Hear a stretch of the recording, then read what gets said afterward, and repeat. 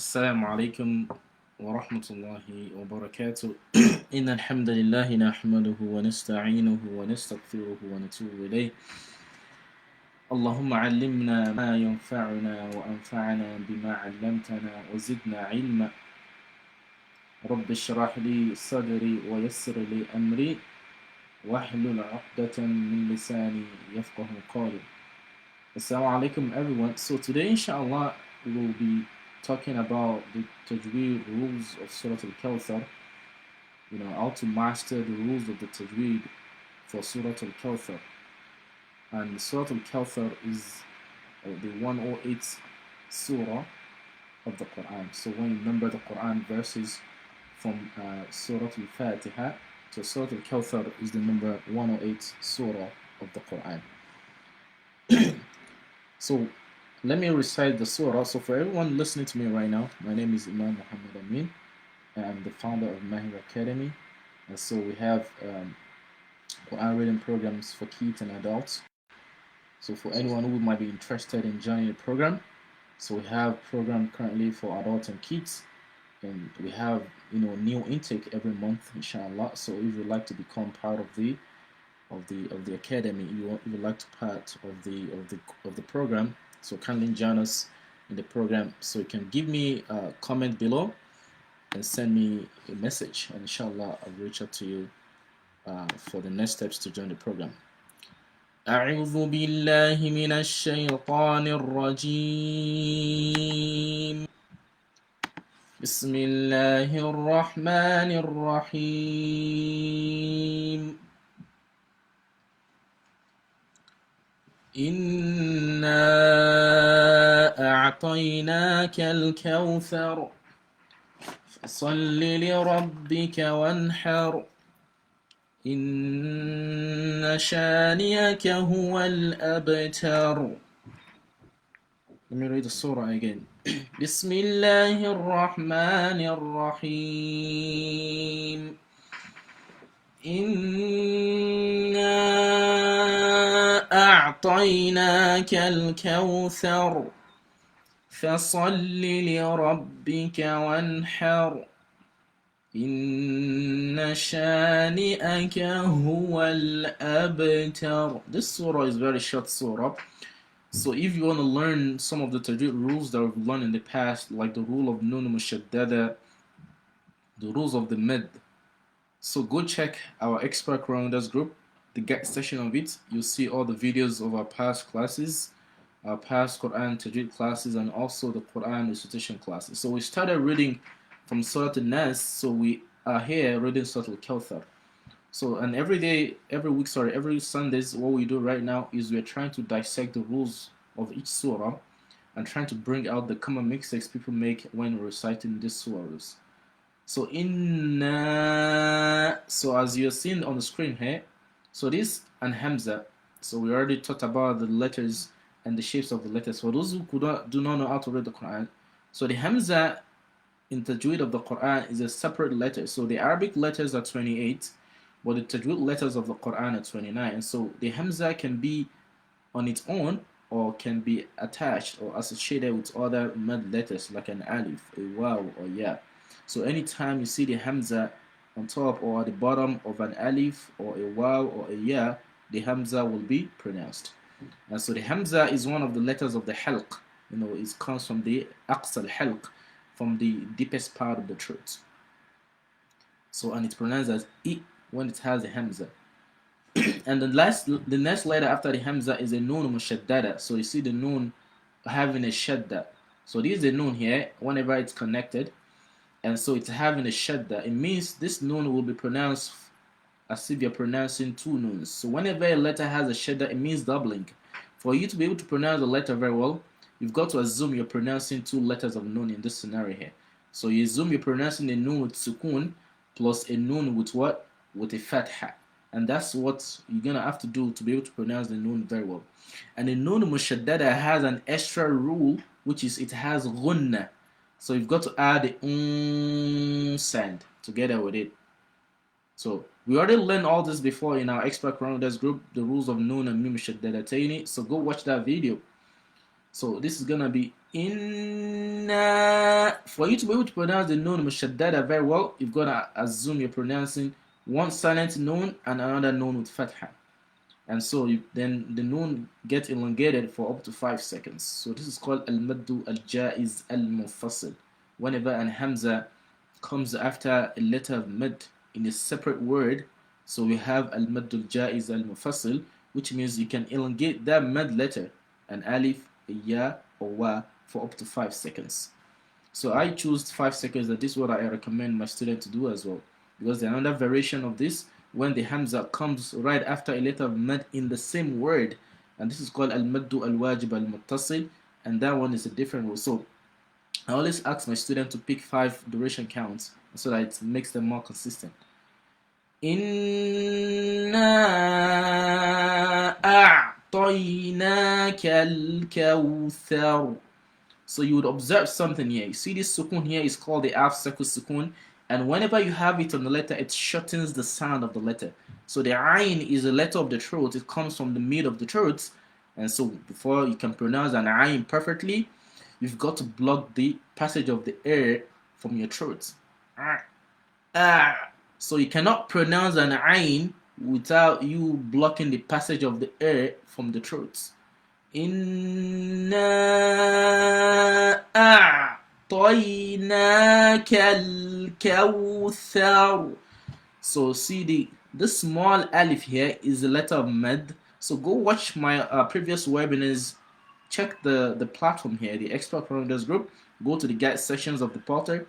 You'll see all those past classes we've done on all these topics. So the mad, this is a mad letter. This silent noon, this alif here, this silent alif here. So it's gonna elongate the noon for 2 seconds. Kal-kawthar. And you see this one here is, we already talked about this one also in the group. This is called lam al-qamariyya, when the lam that's connected, to an alif like this is having a sukun. So you don't pronounce this alif because it's called hamzatul wasli, is in between 2 words. You don't pronounce that, but you've got to pronounce the lam. Right? So that's why you have to say Inna a'tainaka al-kawthar. And you see, I did something here as well. So I cancel this fatha and give it what? A half circle sukun. We have 2 types of sukun. Go check our past webinars. So we have a full circle sukun and we have a half circle sukun. So a full circle sukun cancels the sound of the letter totally. It automatically abrogates and cancels out the sound of a letter, right? That's what it does. But for a half circle sukun, what it does is that it reduces or shortens the sound of a letter. And so whenever you're stopping on a letter that has a fatha, a kasra, a dhamma, a fathatani, a dhammatani or kasratani, you've got to cancel all those and give that last letter a sukun, a half circle sukun for that matter, right? So join our class, join our Expert Quran Readers group, or join our Quran program, the mentorship program that will help you learn to read the Quran fluently within 16 weeks. It's really amazing. Subhanallah, we just started an adult version of the program last month, and this month we have like almost 7 adults that started with us. So if you want to be among those people that want to learn to read the Quran fluently, join us for the next cohort starting next month, inshallah. Right? So you're going to be learning to read the Quran fluently and identifying and knowing all these rules that I'm talking about right now within the next 16 weeks, inshallah. Right?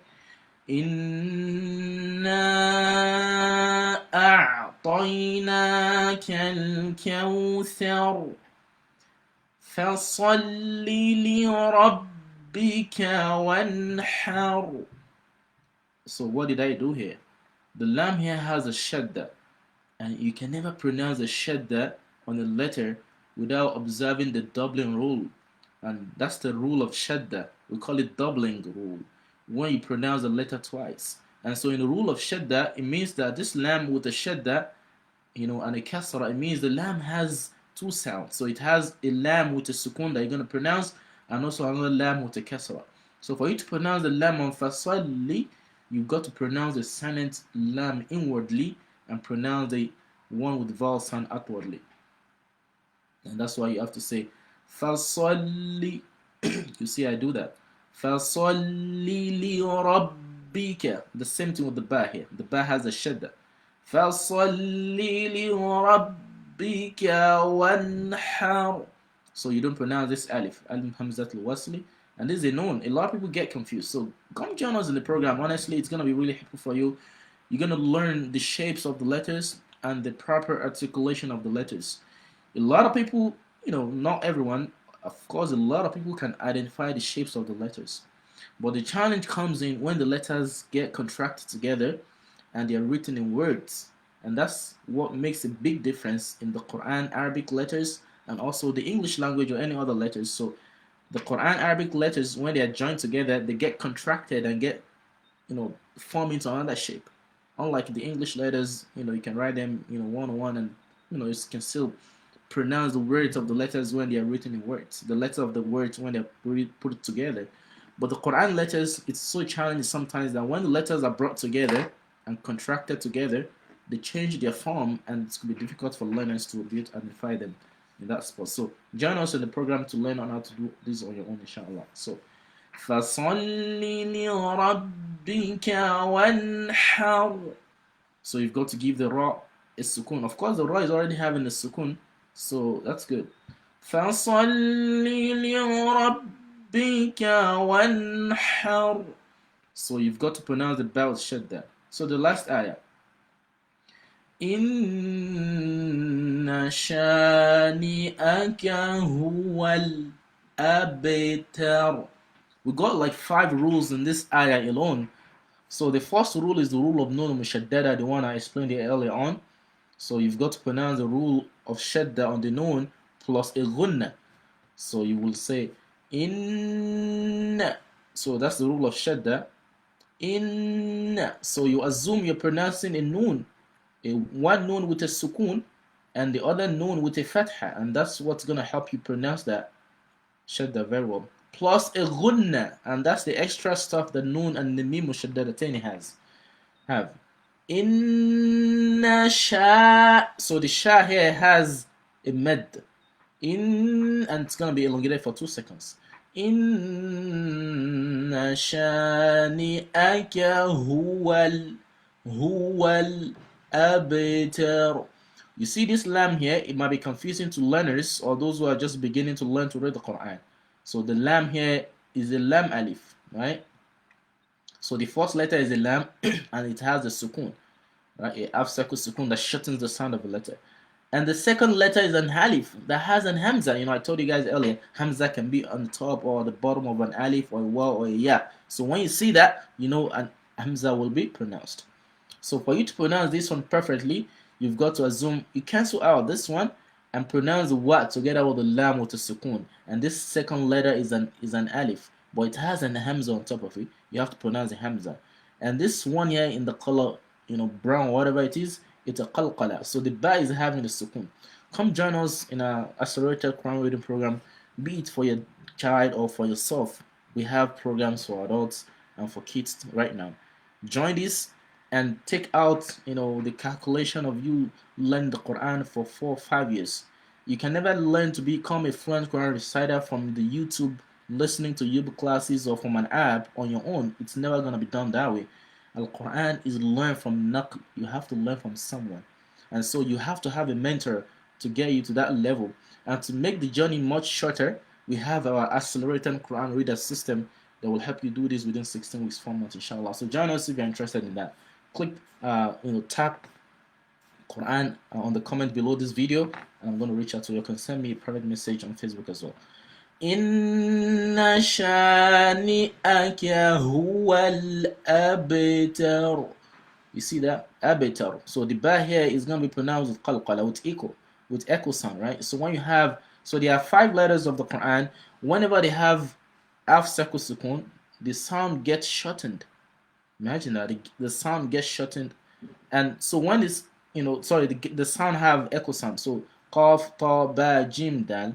When those 5 letters have half circle sukun, they pronounce with echo. They are pronounced with echo.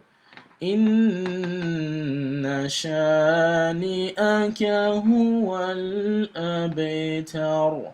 And you see the ra here, I gave the ra a sukun. Why? Because the ra will have a half circle sukun because we're stopping on it.